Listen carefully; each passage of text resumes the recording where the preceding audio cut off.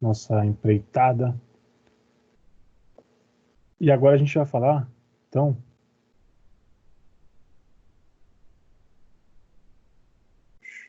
aqui, a gente vai falar então alguns elementos do movimento humano. Então, existem vários elementos que proporcionam o movimento, né? E aí tem os tipos de movimento, tem o estudo do movimento, e a gente agora vai focar um pouquinho mais nisso, então nos movimentos, né? Então, a gente já está falando de uma outra unidade. Então, a gente precisa primeiro de tudo definir o que é movimento. Então, se a gente fala de uma definição de movimento, do movimento, a gente fala que o ato ou processo de mudar de lugar é o movimento. Então, a gente falaria que o movimento é o ato de movimentar é o ato de você mudar de lugar. Só que aí existe uma grande confusão, porque assim, para você relacionar então o movimento, você precisa apontar colocar algo para fazer uma comparação, né? Então, olha nessa sequência aqui, ó, a posição do corpo em relação a algum ponto de referência. Então, a gente sempre vai, o movimento, ele é característico quando a gente faz uma comparação da posição do corpo com algum ponto de referência. A gente sempre utiliza desse processo. Então, o movimentar-se, ele tem essa referência do ato de você fazer essa comparação em tal segmento. Porque aí senão a gente começa a confundir em alguns outros pontos. E aí, depois eu vou dar esse exemplo para vocês. Na verdade, eu vou até falar agora e vocês vão pensando aí, depois eu explico. Mas imagine assim, ó, uma pessoa que ela está andando de bicicleta, ela está pedalando, ela está se movimentando, ela está saindo de um ponto e indo para outro, tá se movimentando. Ela está fazendo contrações musculares para você pedalar. Se ela estivesse descendo uma ladeira, ela não está pedalando às vezes a bicicleta, ela está se movimentando? Tá. Teoricamente, ela tem um movimento. E se essa pessoa está dentro de um carro, está deitada ali, dormindo, ela está se movimentando? Alguém está dirigindo o carro, ela está lá deitada no banco de trás, tranquilamente. Ela chegou no outro ponto, não chegou?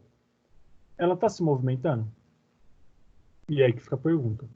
Então, vocês vão ficar com essa dúvida aí, daqui a pouco eu explico ela.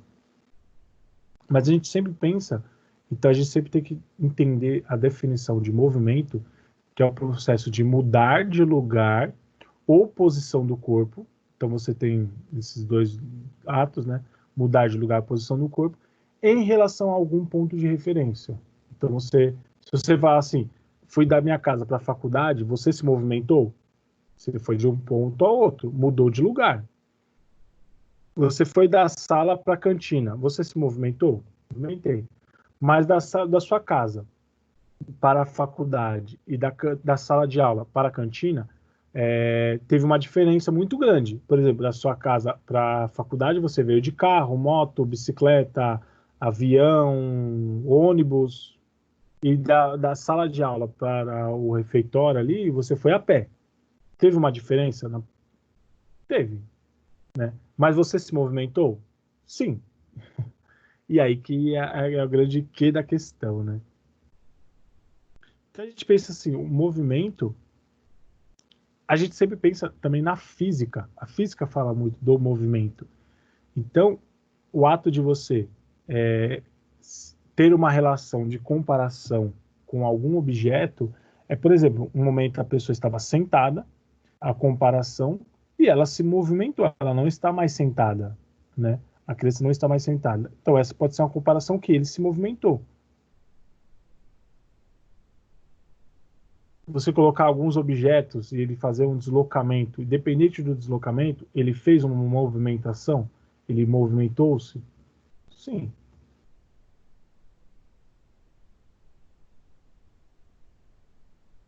Caiu, desceu a escada, está se movimentando, está partindo para outro ponto, mudando a posição do seu corpo? Tá. Um jogo de capoeira, né? Existe uma grande movimentação, mudanças do seu corpo, mudanças de posição do corpo, mudanças de posição de lugar, mudanças, alterações na postura do centro de gravidade. Então, pensando um pouco mais na introdução aqui, a gente tem que entender, então, que a mecânica é uma parte da física que tem como objetivo estudar as forças produzidas em um só corpo sem realizar o movimento. Olha que barato doido. Se a gente pega assim, ó, estática, quando a gente fala de estática dentro da mecânica, é você ficar parado, ou é um objeto parado, que muitas vezes ele está sofrendo forças, ou ele está produzindo força, mas ele está ainda sem movimento. Então, por isso que tem essa definição. Estudar as forças produzidas, então, em um só corpo, sem realizar movimento. Então, ele tem uma realização de um movimento, ele não se movimenta, não muda o seu corpo, não muda a posição do seu corpo, não muda o local que ele estava, né? Mas ele tem uma alteração de forças, ele tem uma variação de forças, ele tem ações de forças. Só que se ele não teve movimentação, ele está em um estado estático, né? E aí a gente faz o quê? Quando a gente vai descrever o movimento, o estudo que faz isso dentro da física, que descreve o movimento, é a cinemática. E a percepção das causas desse movimento, porque assim, teve algo que causou esse movimento. E o que vai estudar a causa desses movimentos é a cinética, dentro da física. Então a física tem esses ramos, né, cinemática e cinética, e o caso da mecânica é o que estuda o movimento, as forças produzidas que geram no corpo, não exatamente um movimento. Então, vamos pensar em estática, ramo da mecânica, que investiga as propriedades dos corpos, que se encontram em equilíbrio quando sob a ação de forças ou torques. Ele continua em equilíbrio, ele continua sem movimentar, né? E mesmo sofrendo ações de forças, de torques. Então ele está, essa a gente fala de estática. Então pensa assim, um carro se movimentando e os outros carros estão em estática, sem movimentos. E esse carro que está em movimento, ele pode perturbar o movimento desses carros. Se ele teve uma alteração desses movimentos, a gente fala muito que é o estudo que vai descrever esse movimento. Então, a gente vai fazer um estudo do movimento desse carro. O que está fazendo esse carro se movimentar? Ele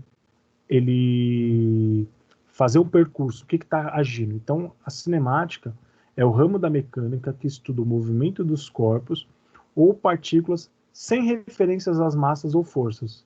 Ele apenas faz o estudo do movimento dos corpos.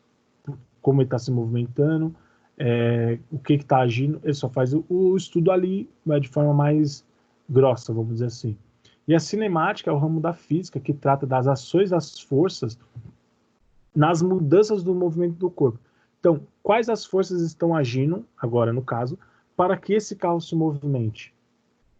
E ele transferir muitas vezes a sua força de deslocamento para outros carros que estavam em uma estática, inércia, e entraram num processo dinâmico de velocidade. Então, ele vai estudar as forças que vão agir em cima dos corpos para gerar esse movimento. É possível observar o movimento facilmente como quando uma pessoa está andando por uma rua, um pé, de skate, patins, no caso de bicicleta, que eu falei para vocês do exemplo, né? Entretanto, quando uma pessoa está dormindo em um vagão de metrô, de ônibus, de um carro, qualquer outro transporte, no caso, até mesmo se ele está de bicicleta, sem pedalar na bicicleta, sem agir de uma contrações musculares. Quando esse está em movimento, pode ser que o movimento não fique tão claro. Por isso que eu falei para vocês que pode gerar uma confusão. Então, assim, a pessoa está se locomovendo, beleza. Até então, a gente pensa no movimento de forma mais pura. Ela está andando de patins, ela está se movimentando ali. Então, ela está agindo contrações musculares, ela está usando de forças para poder se deslocar. No caso, forças musculares. Andando de skate, Agora, quando você está, por exemplo, num carro e tem uma ação de movimentação, de você transferência da sua força, transferência de deslocamento, na verdade. É movimento? Sim, é movimento. Só que é um movimento que a gente pensa, às vezes, de forma diferenciada entre outros tipos de movimentos, né?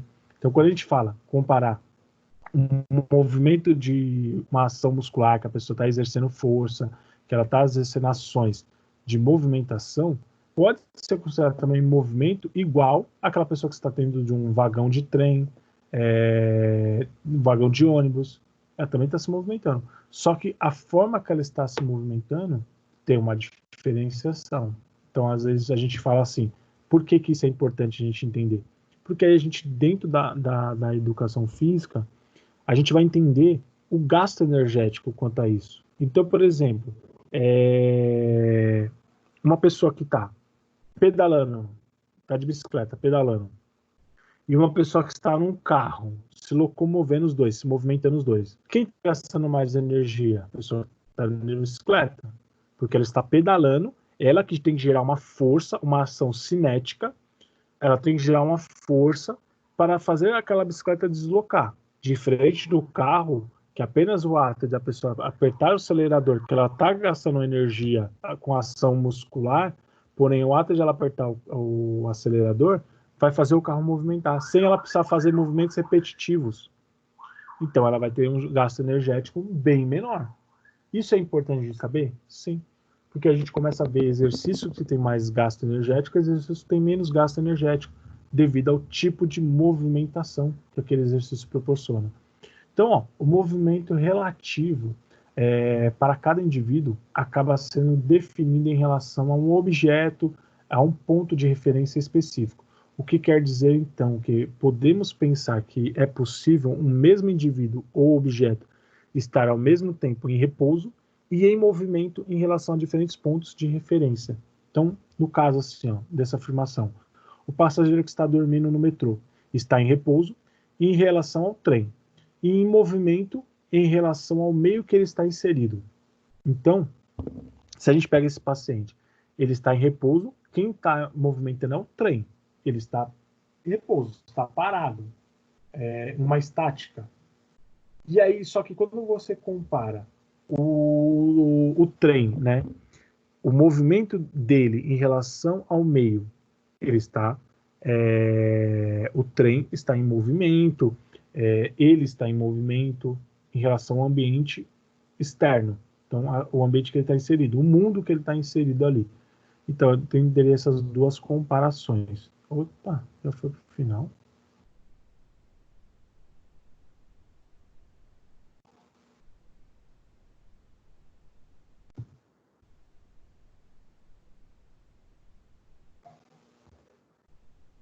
Eu vou aqui de percurso, foi para o final, sem querer aqui. Tá.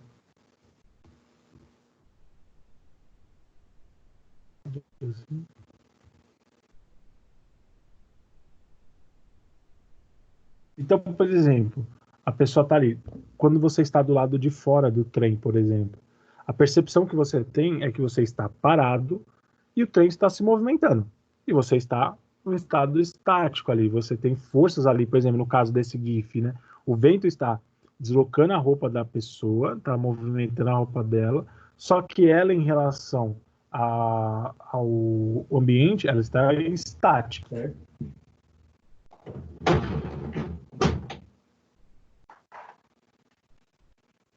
E aí a gente pensa num outro gifzinho, se a pessoa está dentro do trem. Então, ela dentro do trem, a percepção que ela tá é que ela está parada e o mundo está girando, né? O mundo está se movimentando e ela está parada. Olha que legal essas duas imagens, né? Ela mostra muito bem isso. Uma com o trem se movimentando e outra pessoa dentro do trem, e o trem está se movimentando, né? Só que parece que as coisas estão se movimentando e o trem está parado, né? Quem está se movimentando nas coisas. Então, existe essa percepção, essa alteração que a gente tem. E muitas vezes, se a gente está numa visão diferenciada, a gente tem essa percepção de movimentação, porém parece que às vezes as coisas estão movimentando, a gente está parado e elas estão essas alterações muito abruptas, né? De distância, deslocamento. Então, causas do movimento. O que gera um movimento? Então, quando a gente vai pensar os causadores do movimento, ó, para ocorrer um movimento, será sempre necessária a existência de uma força. Vou até grifar isso aqui, que é muito importante. Então, a existência de uma força considerada iniciadora do movimento, ela deve ser suficiente para superar a inércia do objeto ou a resistência ao seu movimento. Então, a gente fala da inércia do objeto, porque é um objeto que está parado, ou a resistência que esse objeto gera.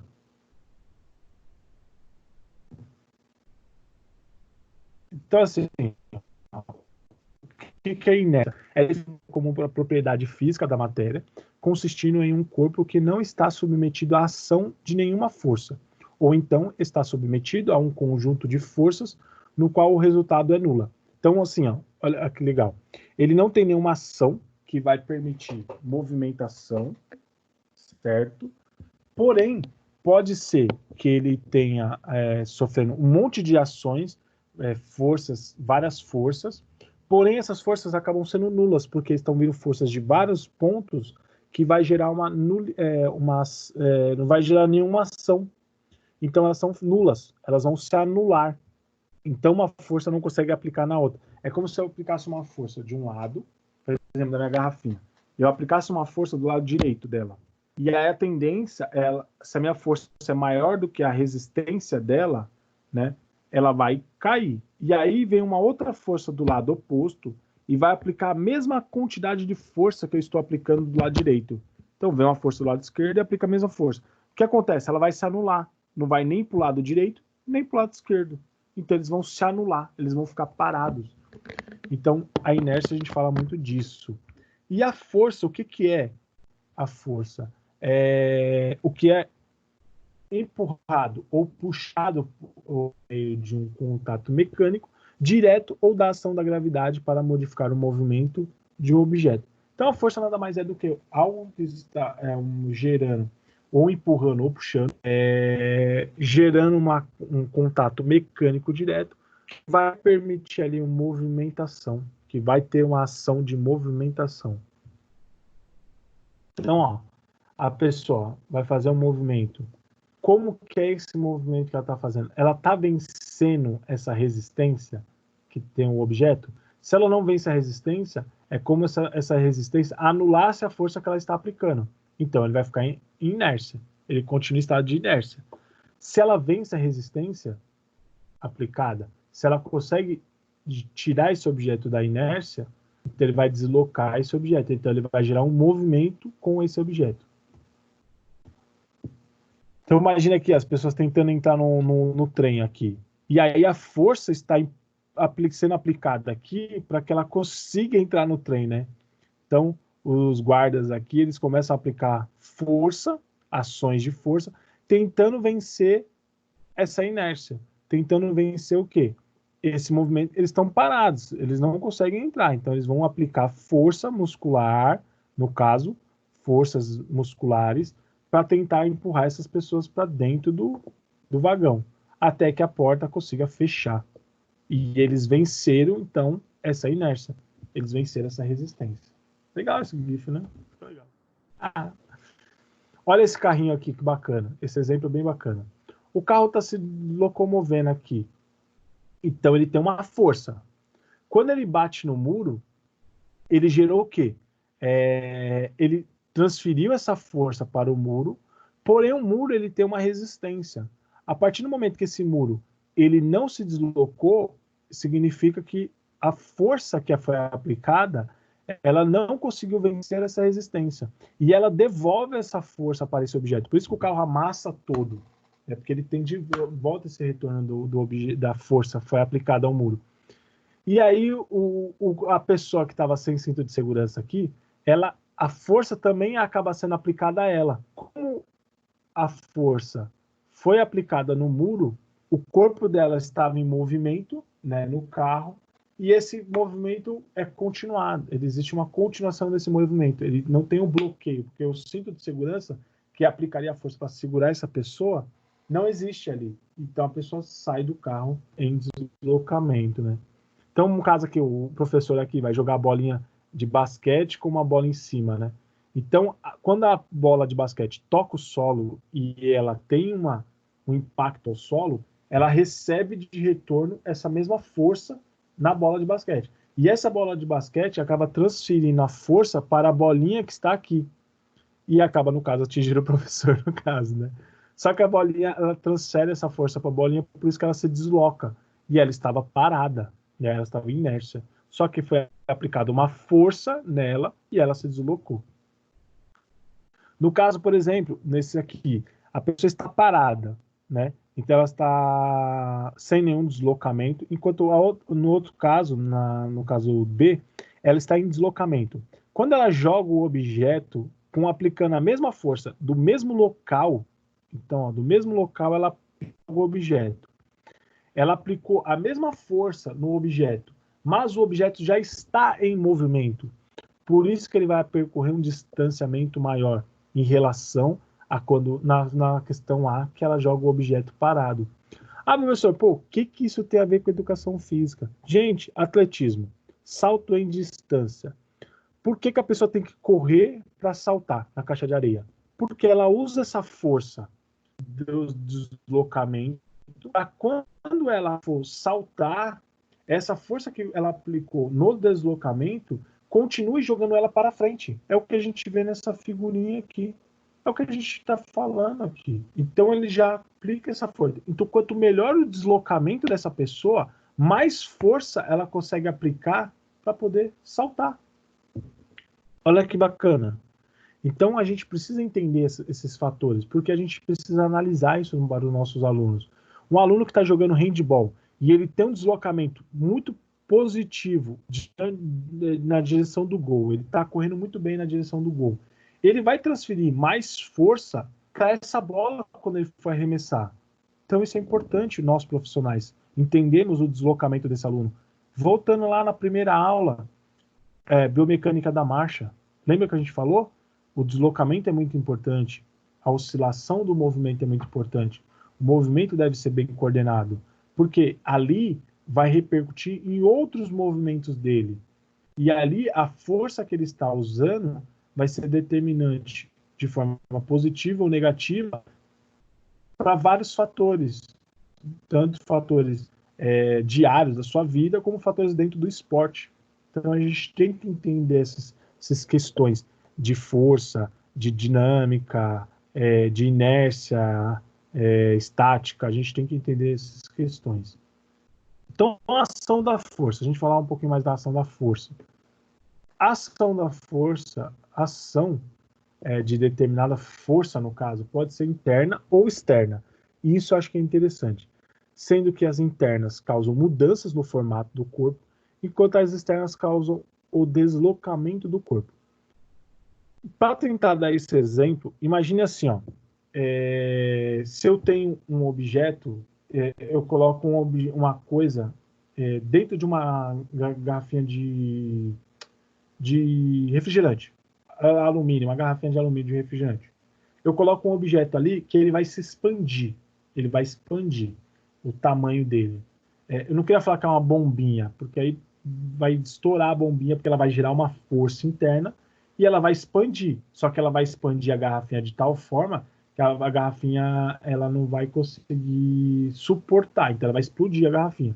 Se ela conseguir suportar, ela ia expandir e depois ia retornar ao seu estado original, né?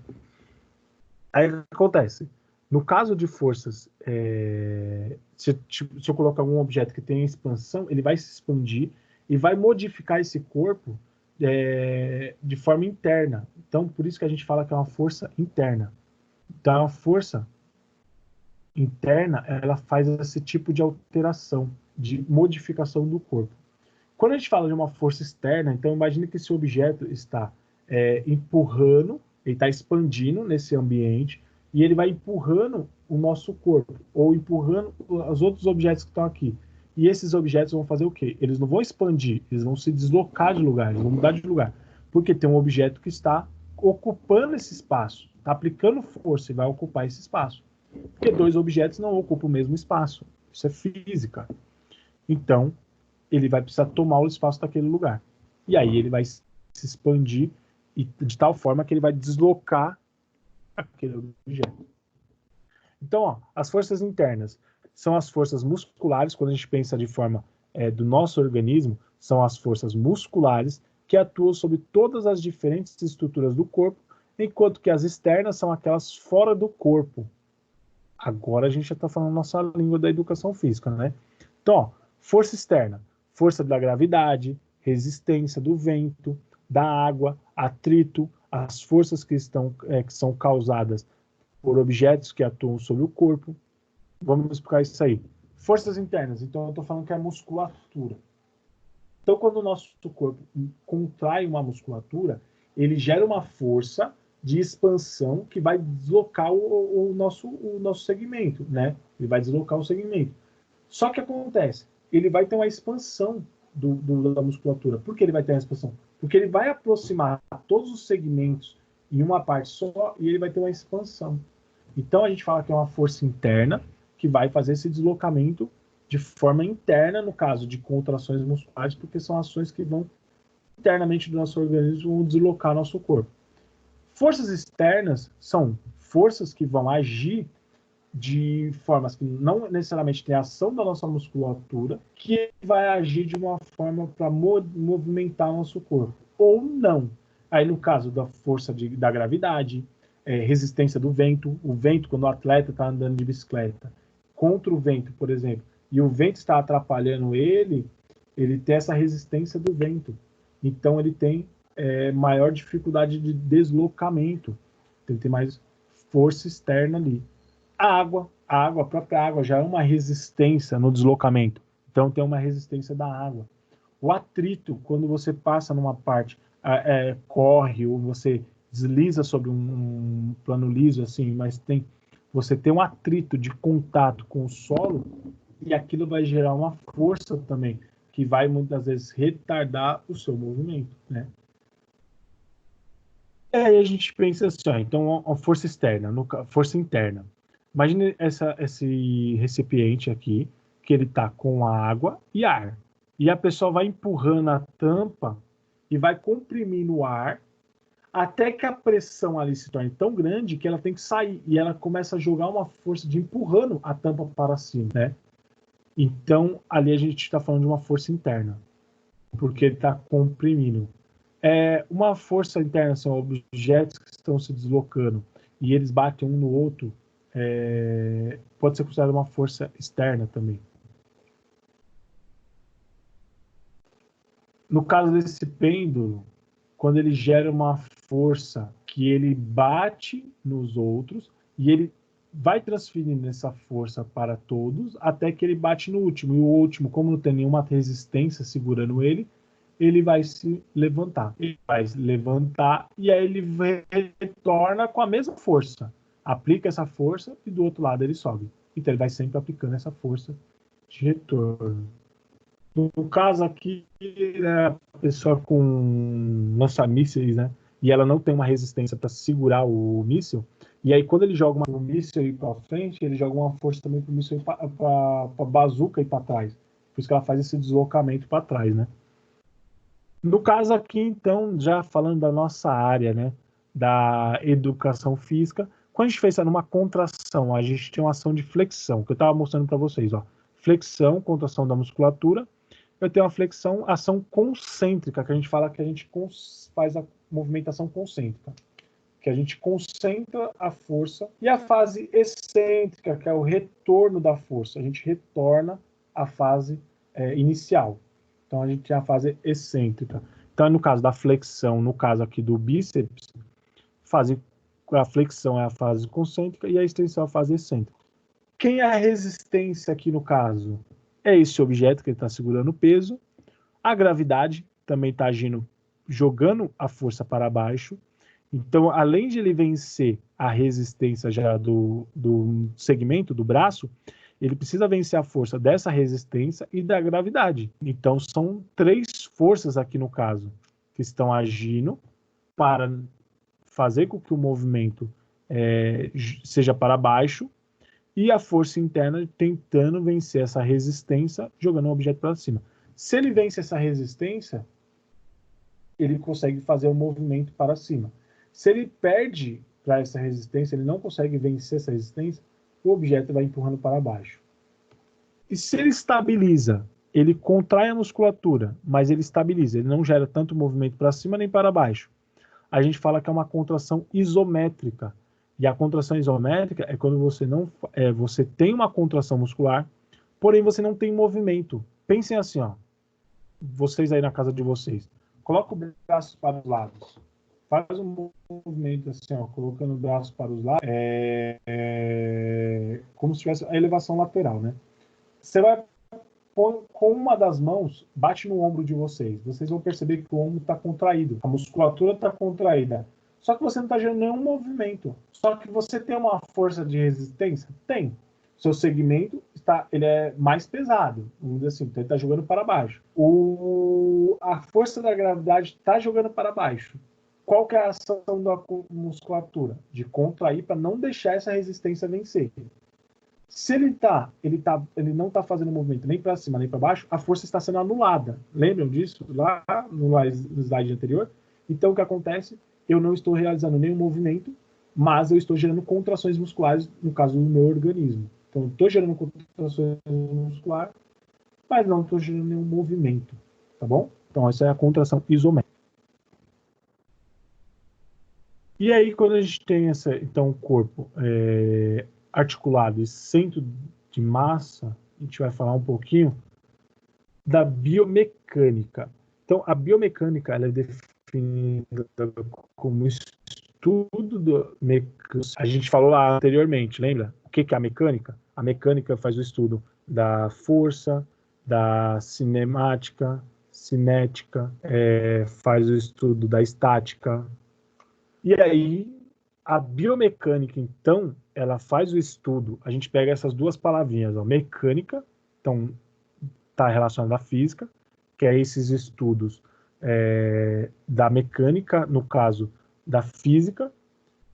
E aí, quando a gente pega a palavra bio, está relacionado com organismo vivos. Então, a gente está falando de seres vivos. Então, biomecânica faz o estudo da mecânica nos seres vivos. Faz parte da biofísica. Então, novamente, física, né?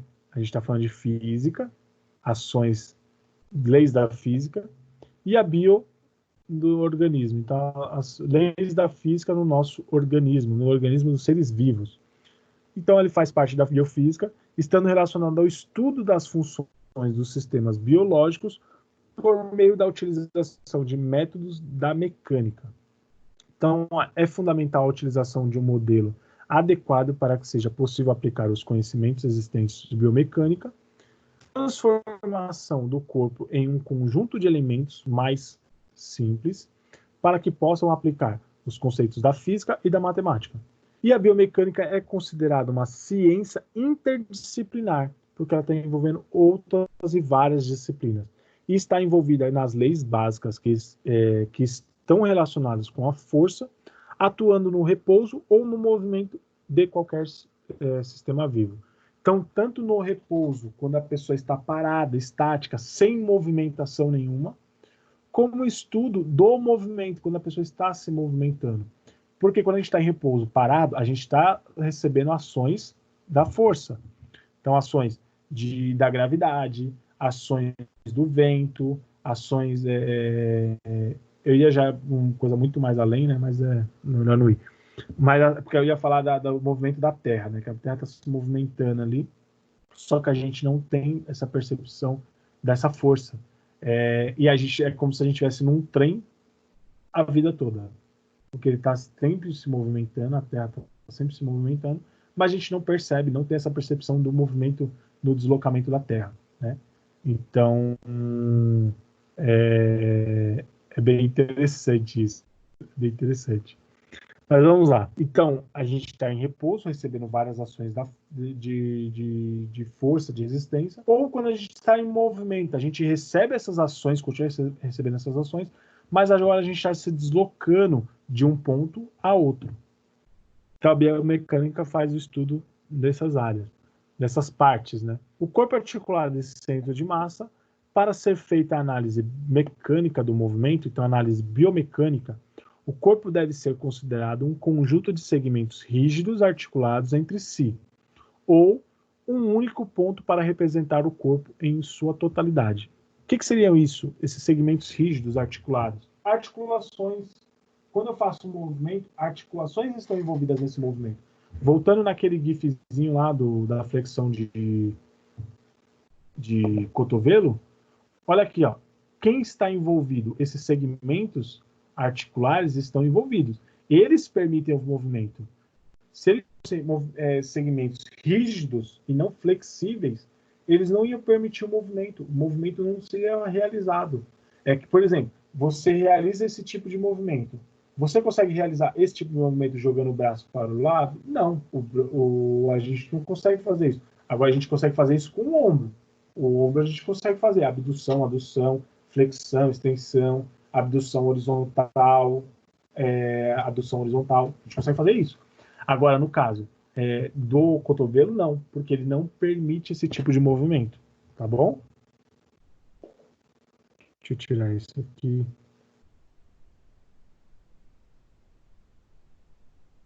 Então, ó. Então, o corpo quando a gente pensa no. Deixa eu ver se eu me perdi uma coisa. Ah, não, eu falei. Eu expliquei os segmentos rígidos articulados. Deixa eu só grifar aqui. Segmentos rígidos articulados.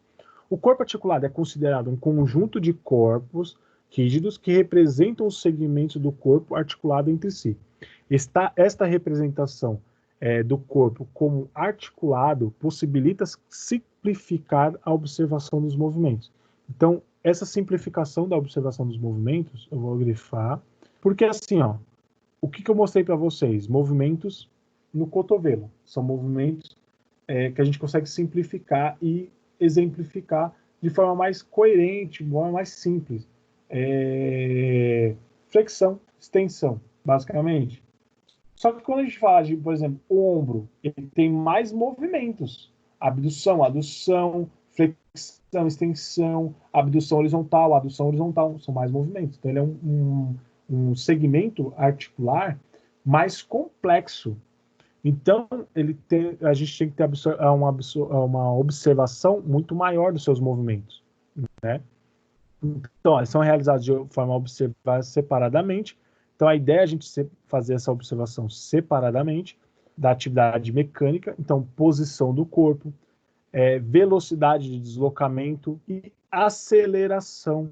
Porque tem momentos que o movimento do corpo, ele faz um movimento, só que tem momentos que ele pode ter uma aceleração maior até a ausência dessa aceleração, esse movimento contínuo. E aí vai muito do segmento muscular, da forma, o ângulo que ele está articulado, o ângulo que ele está posicionado.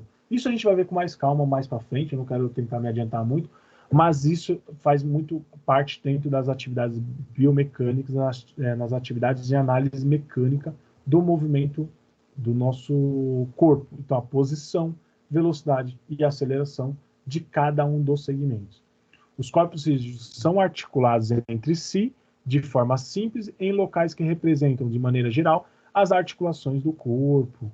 Então, a gente faz muito estudo disso dentro da biomecânica, os estudos das articulações do corpo e os movimentos possíveis gerados por essa articulação. Quais são os movimentos possíveis nessa articulação?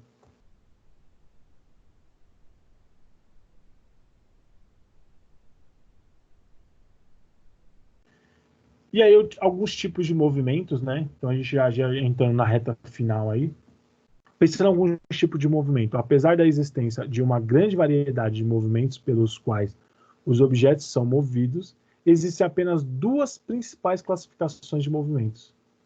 Calma aí, professor, você já acabou de falar aí que o ombro, por exemplo, faz 6 tipos de movimentos, mas são movimentos específicos do segmento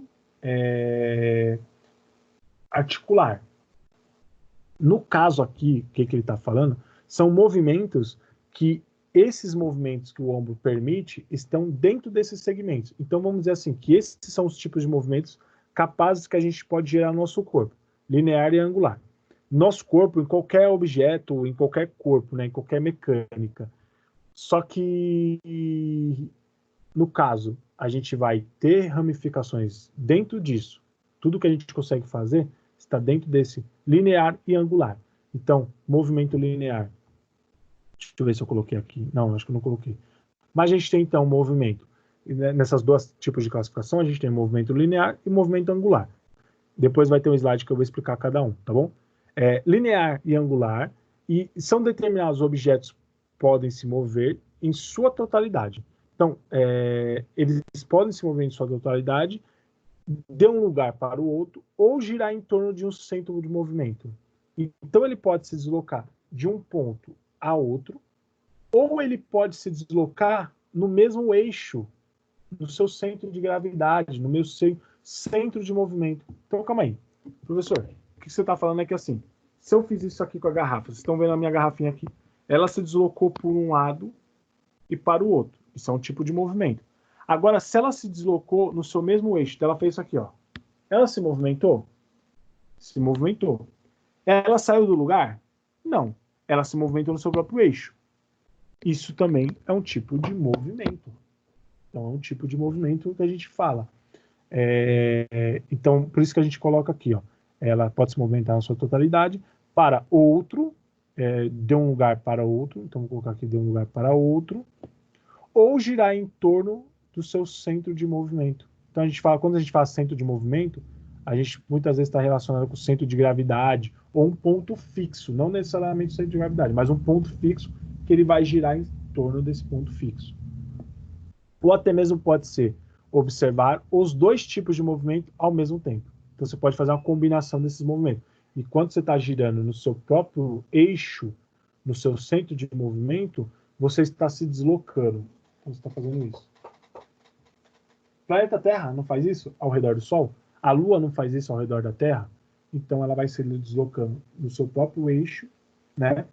Então, e ao redor da Terra, e vai se deslocando de lugar. Deixa eu apagar isso aqui. Se eu estiver falando muito rápido, pessoal, vocês não estiverem entendendo, interrompe aí, eu volto, explico de novo, tento dar outros exemplos, que fica mais fácil. Mas eu vou explicar esse linear e angular. Então, movimento linear, ó, esse tipo de movimento também pode ser chamado de translacional.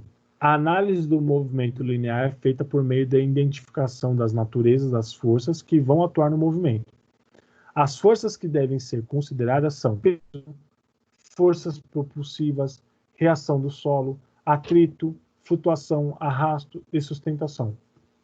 O movimento pode ser classificado ainda como retilíneo ou curvilíneo. Movimento linear, aqui no caso não está, mas seria basicamente ele se movimentar de um ponto a outro.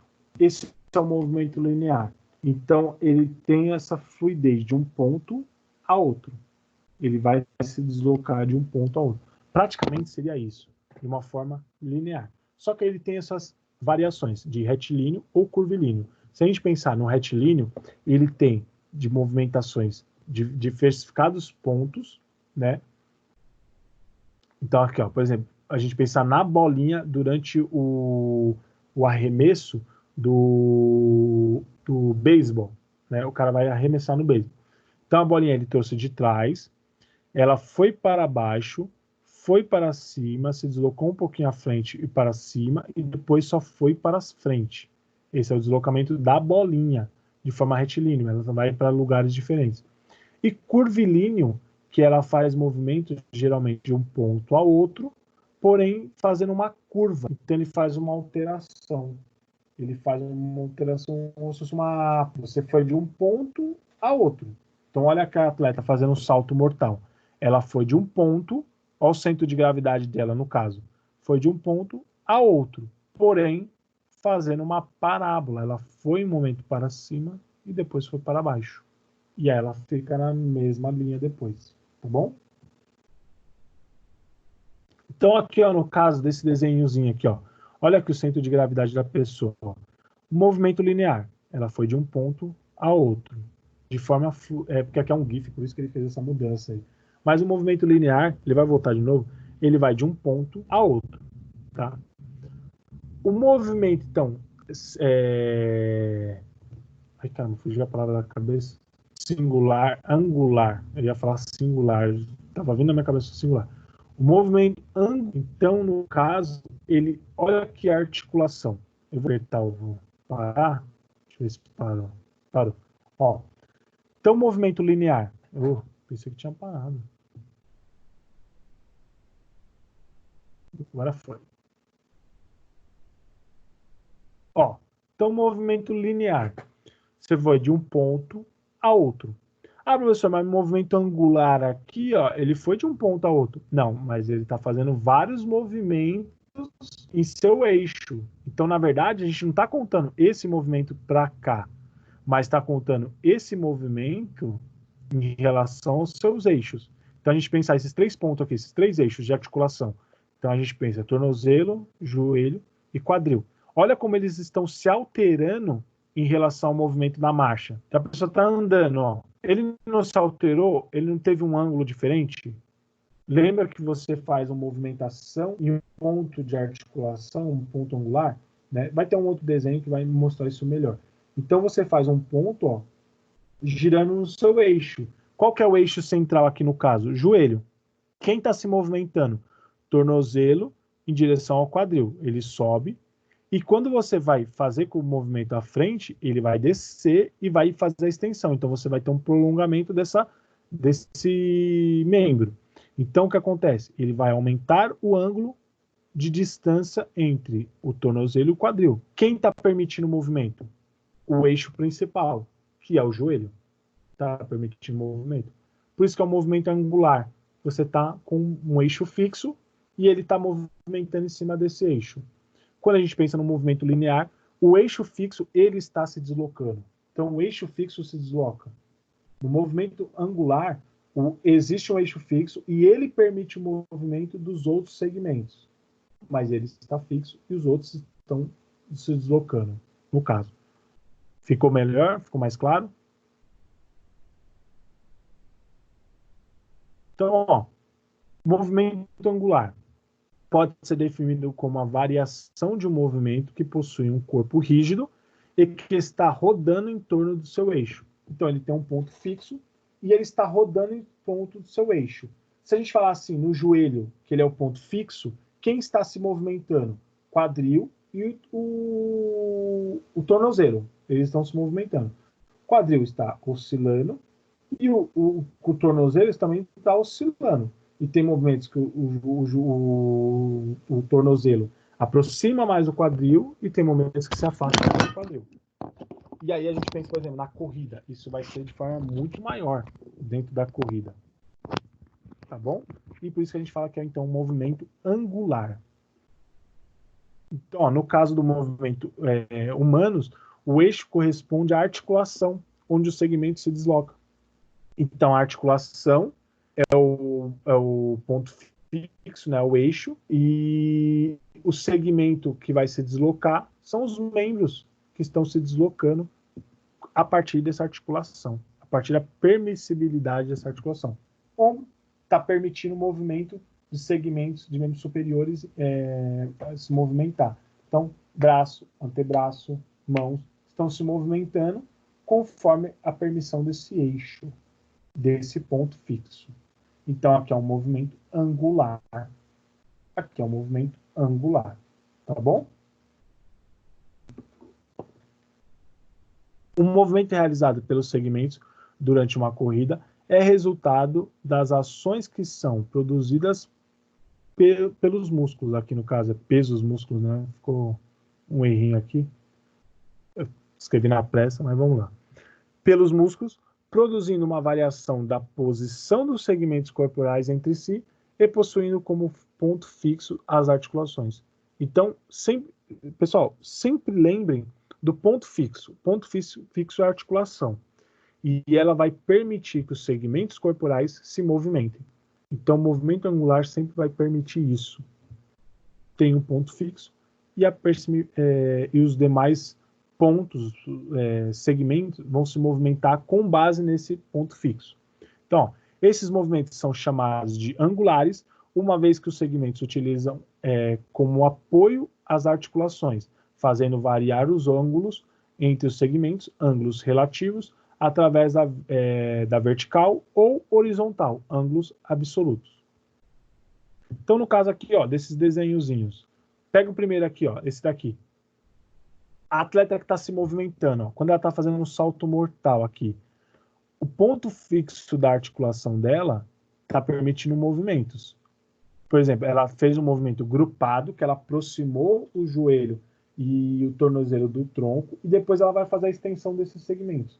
Então, o seu ponto fixo ali da sua articulação do quadril está permitindo esses movimentos de aproximação e retorno. Na corrida, a pessoa fazendo o movimento da corrida ao joelho, permitindo o movimento do tornozelo e do quadril. E em momentos que eles se aproximam, em momentos que eles se afastam. Olha aqui, a atleta na barra fixa, ela se sustenta na barra fixa e faz o giro. A barra fixa se torna o seu ponto de eixo, então as suas mãos é o ponto de eixo, e ela se movimenta em cima disso. Tá? No caso aqui da bailarina, olha o ponto fixo dela aqui, ó. Deixa eu colocar aqui. Olha o ponto fixo dela nesse eixo. É toda essa linha aqui, e ela está girando em cima desse ponto fixo, nesse eixo fixo.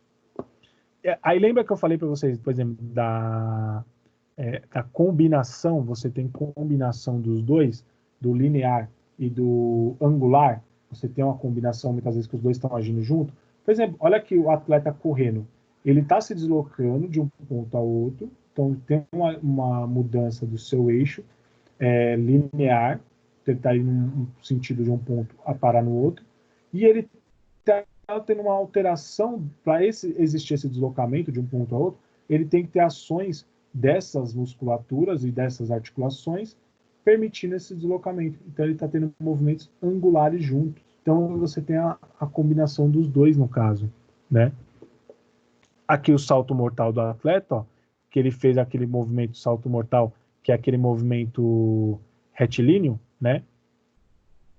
Curvilíneo, na verdade, desculpa, curvilíneo, que ele faz essa curva, ó. E ele vai de um ponto ao outro, porém ele gira no mesmo eixo. Olha aqui, ó, ele está com os membros superiores estendidos e o prolongamento do corpo. E aí, quando ele sobe no salto mortal, ele aproxima esses segmentos, que o quadril permite essa aproximação, e depois ele afasta no final. Quando ele afasta, olha aqui, o movimento angular. Olha de novo aqui o ponto fixo aqui, e ele gira em torno desse ponto fixo. Aqui no caso, até essa informação, ó, movimento em torno de um eixo externo. No caso, o eixo é externo porque a barra fixa é o eixo, e ele só está sustentando a mão dele para poder girar em cima desse eixo fixo externo. E o movimento em torno do centro de gravidade. Então ele fez um movimento em torno do centro de gravidade aqui, fazendo essa aproximação de segmentos e afastamento de segmentos, e aí ele tem esse movimento angular. Então, pensando nesse tipo de movimentos e alterações desses movimentos, a gente tem o seguinte. Deixa eu ver se eu escrevi uma coisa aqui.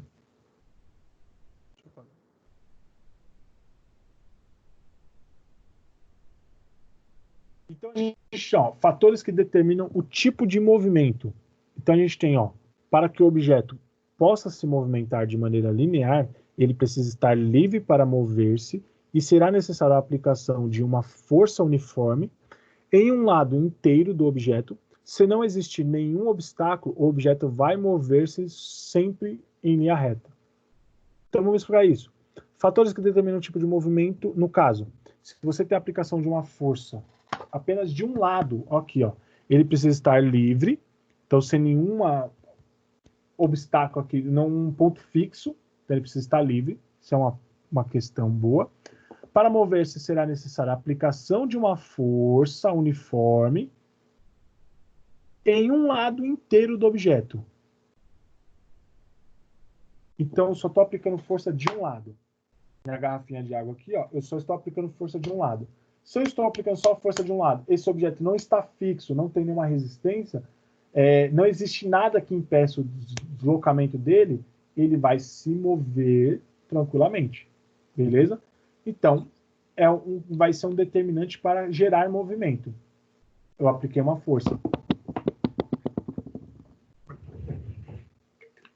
Vamos pensar no nosso corpo. Ver se vocês conseguem enxergar aí, ó. Pensar no nosso corpo. Estou segurando a garrafinha. Essa garrafinha não gerar nenhuma resistência, porque ela não está fixa. Ela não gerou nenhuma resistência que eu não consiga trazer ela próxima da minha boca, do meu corpo, do meu tronco. Então, eu vou movimentá-la. Eu apliquei uma força, no caso, uma força muscular, e eu estou vencendo ela, essa pequena garrafa como resistência, estou conseguindo movimentá-la porque eu estou vencendo essa força. Então, nada impediu que esse movimento acontecesse da garrafa. Fatores que modificam o movimento. Então, ó, todo movimento pode ser modificado por um grande número de fatores externos. Então, vários fatores externos podem alterar a movimentação, como, por exemplo, atrito, resistência do ar, ou ainda a resistência da água. A gente já falou disso, a gente já citou isso, podendo servir como uma ajuda ou como um obstáculo para determinado objeto. Por quê? Então a gente pensa aqui, ó, o atrito e o vento, por exemplo. Um atleta que está correndo de bicicleta, ele está correndo contra o vento. Aquilo está criando uma resistência do ar? Sim. Está atrapalhando o deslocamento dele? Tá. Ele vai ter que gastar mais energia para poder se deslocar e vencer aquela resistência? Vai. Aí o que acontece? De repente, ele pega a favor do vento, ele corre a favor do vento. O que ele faz? O vento está auxiliando ele. Ele vai gerar menos gasto energético? Precisa vencer uma resistência. Ele está a favor dessa resistência. Então pode servir como uma ajuda ou como um obstáculo. Por isso que a gente tem que entender sobre isso. O atleta do ciclista, quando ele corre e ele pega o vácuo de outros atletas, não vou nem dizer de caminhão, ele pega o vácuo de outros atletas. Então tem os atletas que estão correndo atrás dele, ele vai o quê? Fica atrás do atleta sem cansar tanto, porque ele vai pegando vácuo, ele vai pegando menos resistência do ar. Porque o atleta que está à frente, que está sem nenhuma pessoa ali à frente, está cortando o vento, está gastando mais energia para poder cortar o vento. Então esse atleta está atrás descansando. Muitas vezes você tem provas, e aí fica a dica para vocês assistirem depois, provas de corrida de indoor, que é fechado, né? Corrida de bicicleta de alta velocidade, ou até corridas de longa duração de bicicleta. E aí você vê equipes, aí são equipes, né? Que eles fazem o trabalho do quê? Por exemplo, fica 4 atletas, um correndo atrás do outro, de bicicleta. Aí, à frente, ele vai vencer a resistência. Conforme ele cansa, ele abre, vai para trás e os demais continuam à frente. Aí o que estava como segundo vai cortando o vento. Ele cansou, ele vai para trás. Vai trocando. Eles fazem essa troca. Por quê? Porque dá tempo de todos descansarem, todos gastarem mais energia no momento certo e a equipe se desenvolve bem. Tem competições que é extremamente importante essa estratégia, extremamente importante essa estratégia, essa metodologia de trabalho. Então, a gente tem que entender que são fatores que afetam o movimento. Ficou claro para vocês isso? Por exemplo, a água. Olha que legal, pensando na natação. Eu não sei muito bem se vocês já nadaram, se vocês já nadaram com outras pessoas do lado. Mas o que acontece? Vocês já pararam para pensar por que existem aquelas bordas, não é bordas, aquelas raias? Cada atleta fica numa raia na natação e tem aqueles macarrões em cima, aqueles grandões assim, que vai segurando um pouco a onda. Ele faz a divisória entre as raias e aquilo ali ele segura um pouco o arrasto da onda que faz o atleta quando ele faz os movimentos de braçadas, por exemplo, na natação. Por quê? Aquelas ondas, ela atrapalha quem está dos lados. Tanto que fala assim que os atletas que nas classificações das provas de natação, quando a gente pensa assim, se são 8 raias ou 10 raias, Os melhores classificados ficam entre a raia 6 e 5. E aí eles vão se distribuindo para as outras raias. Então, o melhor classificado fica entre 6 e 5. Aí os segundos melhores ficam entre 7 e 4.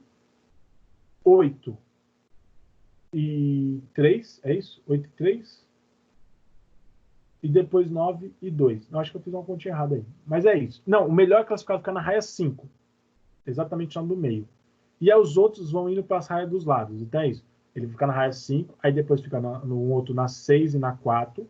Depois fica um na 7 e na 3. Aí depois fica um na 8 e na 2. E um fica na 9 e na 1. Então vai trocando assim. Eles vão fazendo assim. E o que acontece?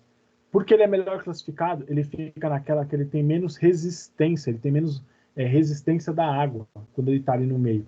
E os que estão do lado, eles vão tendo mais resistência da água.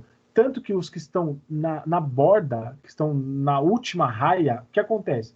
Além da água bater neles, enquanto a água que está vindo dos atletas que estão do lado bater neles, a água ainda bate na parede e volta para ele, bate nele. Então ele está tendo uma resistência de um lado e do outro. Dos dois lados ele está tendo resistência. Então as chances de ele vencer são mais difíceis porque ele precisa de ganhar mais resistência. Porque ele precisa vencer mais a resistência da água. Então é importante a gente saber disso, porque muitas vezes a gente vai trabalhar com as pessoas, trabalhar em escola, trabalhar na educação, e a gente precisa saber desses fatores que vão alterar no movimento. Tá bom? Eu acho que esse era o penúltimo slide. Vamos ver. Exatamente. Então hoje a gente falou bastante de física, né? Por isso que eu coloquei esse desenho aí de um buraco negro, que hoje foi bem tenso. Hoje a gente falou bastante de física, né? E a física tem totalmente a ver com nossa área da educação física. Então ela está diretamente ligada à nossa área. E aí eu termino com vocês, então, nessas duas partes aí. Eu termino com a parte 2. Então, encerro com vocês aqui. Eu vou terminar a gravação. E aí a gente...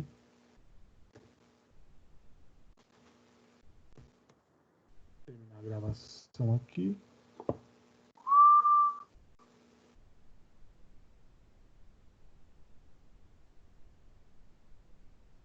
Fechou a gravação.